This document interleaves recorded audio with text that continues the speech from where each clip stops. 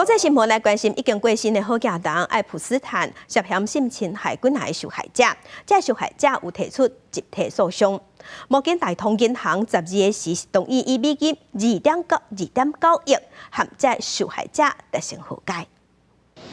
荷兰控诉协助好家人爱普斯坦生前性剥削甲虐待妇女的摩根大通银行，对受害者拍集体诉讼，因为伊是大客户无顾虑无警告，造成真侪人真大伤害，最后宣布2.9亿美金甲受害者达成和解。摩根大通声明指出，过去甲爱普斯坦的任何关联拢是错误，感觉遗憾。佮表示，但咱相信伊用任何方式让咱的银行做出可恶的犯罪，咱绝对袂改继续往来。爱普斯坦伫1998到2013年之间是摩根大通客户，就算2006年因为涉嫌性犯婚被掠，2008年认罪，伊客户身份一直伫咧。12个涉及受害者估算超过100位，其中一个无名氏一户，已经是巴黎布者受害者为首，对摩根大通提出指控，表示银行协助爱普斯坦性剥削，有15年时间，互伊领大量现金，连案件逼出了后，户头也无停落来。这和解案毋是第一件，